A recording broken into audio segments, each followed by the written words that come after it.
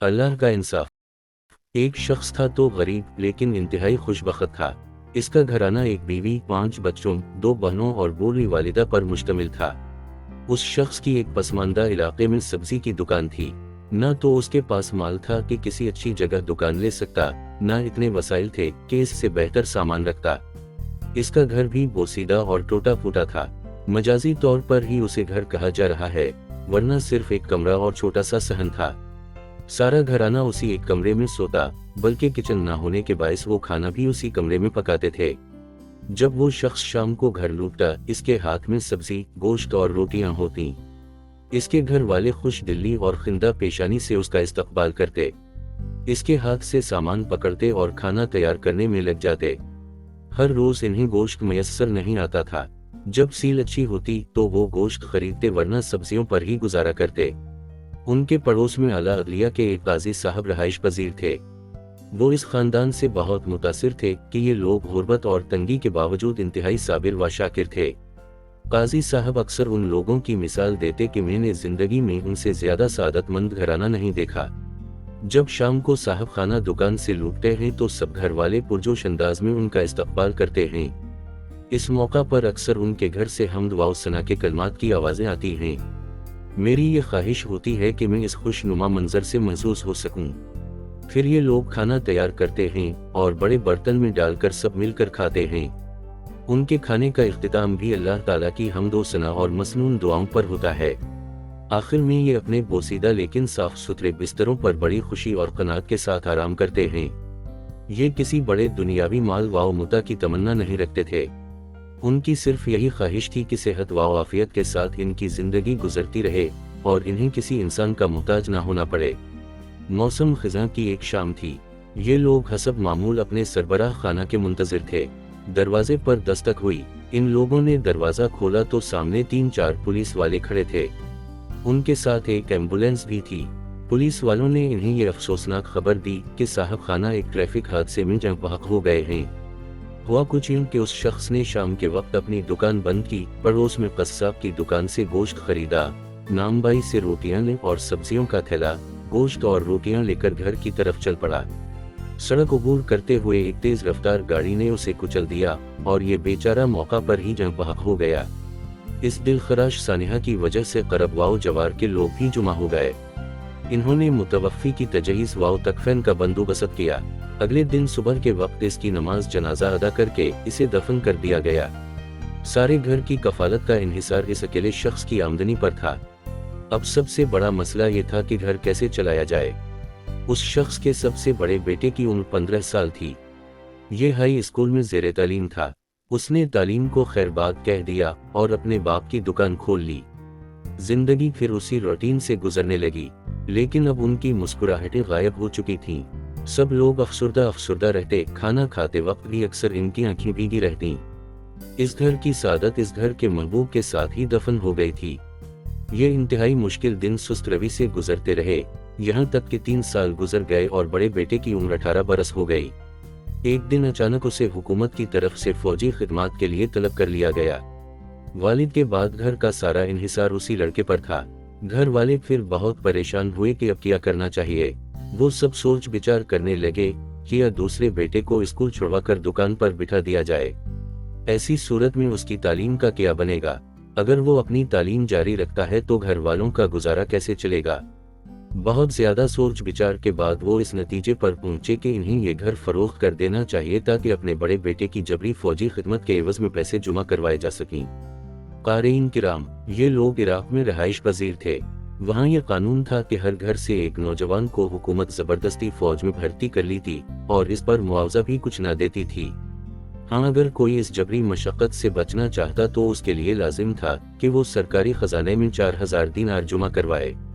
چنانچہ اس رقم کی فراہمی کے لیے گھر والوں نے مکان فروخت کرنے کا فیصلہ کر لیا، اگرچہ اس فیصلے میں بھی ان کی کیفیت اس بکری کی سی تھی جس کے بارے میں سوچا جا رہا ہو کہ اسے ذبح کر کے اس کی کھال اتاری جائے یا ویسے ہی کھینچ لی جائے۔ فوجی خدمات کے لیے دور لیے جانے والے بیٹے کو ایک قریبی شہر میں تربیت کے لیے ایک عسکری ادارے میں بھیج دیا گیا۔ وہ با دل نخواستہ ہی ادھر آیا تھا۔ اسلحہ کی تربیت میں اس کا دل بالکل نہیں لگتا تھا۔ انسٹرکٹر بولتے رہتے مگر یہ اپنے خیالوں میں گم رہتا۔ اس کے ذہن میں اپنے گھریلو حالات گھومتے رہتے۔ اساتذہ نے کئی مرتبہ اس کی توجہ دلائی، وارننگز دیں، لیکن اس کا جسم تو یہاں تھا، ذہن کہیں اور اٹکا ہوا تھا۔ ایک دن استاذ نے اسے بٹھا کر اس کا اصل مسئلہ پوچھا تو اس نے جواب میں اپنی ساری حالات سنائی۔ اب استاذ نے اصرار کرنا چھوڑ دیا اور اس کا مسئلہ اپنے آفیسر کے سامنے پیش کیا۔ آفیسر نے اس کے مسئلے کا کوئی حل نکالنے کی بجائے اس کی ڈیوٹی کچن میں لگا دی۔ اب وہ یہاں برتن دھوتا، گوشت کاٹتا، آگ جلاتا اور کھانا تقسیم کرتا۔ شب و روز اس کی یہی مصروفیات تھیں۔ ادھر اس کی ماں کی بھی یہی کیفیت تھی۔ وہ بظاہر تو چلتی پھرتی، کھاتی پیتی اور سوتی جاگتی تھی، لیکن اس کا ذہن کسی اور ہی دنیا میں گم رہتا تھا۔ اس نے اپنے گھر کی رجسٹری گروے رکھ کر ایک پراپرٹی ڈیلر سے کچھ رقم گھریلو اخراجات کے لیے ادھار لی اور اپنا مکان فروخت ہونے کے لیے لگا دیا۔ مختلف خریدار ان کا مکان دیکھنے کے لیے آتے رہے۔ آخر 20 دن کے بعد ان کا مکان 4000 دینار میں فروخت ہو گیا۔ پھر مزید 9 دن کاغذی کارروائی میں لگ گئے۔ صرف ایک دن باقی بچا تھا۔ ان کے ہاں یہ ضابطہ تھا کہ 30 دن کے اندر اندر اس جبری فوجی خدمت کے عوض میں 4000 دینار جمع کروائے جا سکتے تھے۔ 30 دن گزرنے کے بعد یہ معاوضہ بھی قبول نہیں کیا جاتا تھا۔ اس خاتون نے یہ معاوضہ جمع کروانے کے لیے اس شہر جانا تھا جس میں اس کا بیٹا تھا۔ یہ شہر 240 کلومیٹر کے فاصلے پر تھا۔ جب وہ بس سٹاپ پر پہنچی تو اس شہر جانے کے لیے اس کے علاوہ کوئی اور مسافر نہیں تھا۔ اس نے کافی دیر تک سواریوں کا انتظار کیا، لیکن کسی کو نہ آنا تھا نہ آیا۔ وہ ہر پل انگاروں پر لوٹ رہی تھی۔ اس کے سارے خاندان کی زندگی اور ناموس داؤ پر لگی ہوئی تھی۔ اس نے بس والے سے کہا، تم گاڑی لے کر چلو، میں ساری بس کا کرایہ ادا کروں گی۔ ڈرائیور اس اکیلی خاتون کو لے کر چل پڑا۔ راستے میں باتوں میں اس نے سادہ لو خاتون سے یہ معلوم کر لیا کہ اس کے پاس 4000 درہم ہیں۔ ڈرائیور کی نیت بدل گئی۔ راستے میں ایک ویران جگہ پر جا کر ڈرائیور نے گاڑی کھڑی کر لی اور خنجر کی نوک پر اس خاتون سے نیچے اترنے کے لیے کہا۔ اس نے خاتون پر پے در پے وار کیے اور اسے نیم مردہ حالت میں چھوڑ کر چلا گیا۔ اس نے خاتون کا بیگ اپنے قبضے میں لے لیا۔ پھر وہ واپس آنے کی بجائے اسی شہر کی طرف روانہ ہو گیا جدور جا رہا تھا تاکہ شک کی کوئی گنجائش نہ رہے۔ وہ گاڑی لے کر بس اسٹینڈ پر پہنچ گیا۔ اس کے ساتھیوں نے سمجھا شاید اس بس میں آنے والی سواریاں راستے میں اتر گئی ہیں۔ ایسا ہوتا رہتا تھا، اس لیے یہ کوئی تعجب کی بات نہیں تھی۔ واپسی پر ڈرائیور اسی راستے سے گزرا۔ جب وہ اس جگہ کے قریب پہنچا جہاں اس نے جرم کا ارتکاب کیا تھا، اس کے دل میں خیال آیا کہ ایک مرتبہ اس عورت کی لاش پر نظر ڈال لوں۔ اس نے مسافروں سے بہانہ لگایا، میں قضائے حاجت کے لیے جانا چاہتا ہوں، چند منٹ بعد واپس آتا ہوں۔ وہ اس وادی کی طرف گیا، اسے کراہنے کی ایک نحیف سی آواز سنائی دی۔ یہ دیکھ کر وہ غصے سے کہنے لگا، اے ملعون عورت، تم ابھی تک زندہ ہو۔ پھر وہ ایک بڑے پتھر کی طرف جھکا تاکہ اس کے ذریعہ اس خاتون کا سر کچل دے۔ جب اس نے پتھر اٹھایا تو پتھر کے نیچے سے ایک زہریلے سانپ نے اسے ڈس لیا۔ اس کے منہ سے ایک دلخراش چیخ نکلی اور اس نے تڑپنا شروع کر دیا۔ مسافر اس کی آواز سن کر بھاگے بھاگے وہاں آئے۔ انہیں دیکھ کر بڑا تعجب ہوا کہ وہاں ایک جنگپل خاتون بھی تھی۔ خاتون صرف اتنا ہی کہہ سکی، اس ڈرائیور سے میرا سامان واپس لو۔ وہ ڈرائیور اس پوزیشن میں نہیں تھا کہ زیادہ مزاحمت کر سکتا۔ اس نے بتا دیا کہ اس خاتون کا بیگ میں نے گاڑی میں فلاں جگہ پر چھپایا ہوا ہے۔ وہ بیگ وصول کر کے خاتون کے حوالے کر دیا گیا۔ پھر مسافروں نے دوسری طرف سے آنے والی ایک بس کو روکا جو اسی شہر کو جا رہی تھی جہاں خاتون جانا چاہتی تھی۔ انہوں نے اس گاڑی کے ڈرائیور سے درخواست کی کہ اس خاتون اور ڈرائیور کو ہسپتال پہنچا دے۔ ڈرائیور خوشدلی سے اس کام کے لیے آمادہ ہو گیا۔ وہ مجرم ڈرائیور تو جسم میں زہر پھیلنے کی وجہ سے راستے میں ہی دم توڑ گیا۔ اس خاتون کو البتہ ہسپتال پہنچا دیا گیا۔ خبر ملنے پر پولیس والے بھی پہنچ گئے۔ عورت مسلسل بے ہوش تھی۔ اس کے سامان میں پولیس والوں کو اس خاتون کے بیٹے کا ایڈریس مل گیا۔ پولیس نے بیٹے کو خبر دی، وہ بھی فوراً ہسپتال پہنچ گیا۔ ڈاکٹر اس خاتون کو ہوش میں لانے کی سرتوڑ کوشش کر رہے تھے کیونکہ زیادہ دیر بے ہوش رہنا اس کے لیے جان لیوا ہو سکتا تھا۔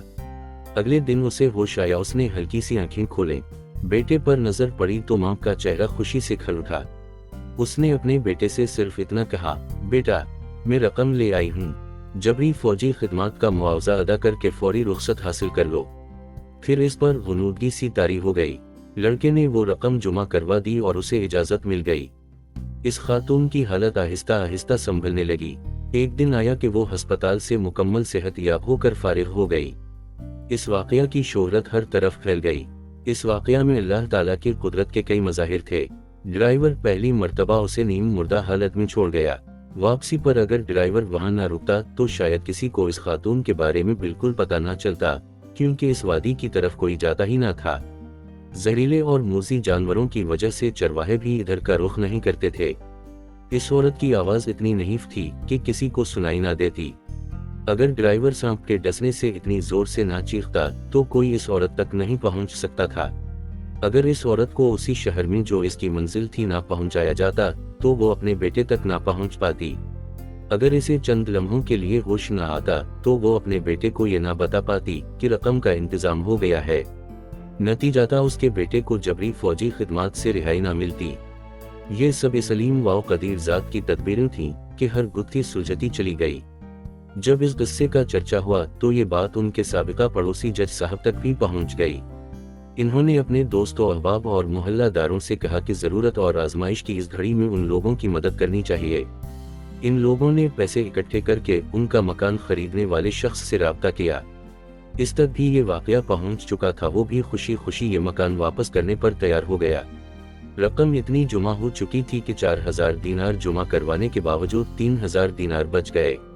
اس رقم کے ذریعے مکان کی حالت کو بہتر بنایا گیا۔ لڑکے نے دوبارہ والد کی دکان سنبھال لی۔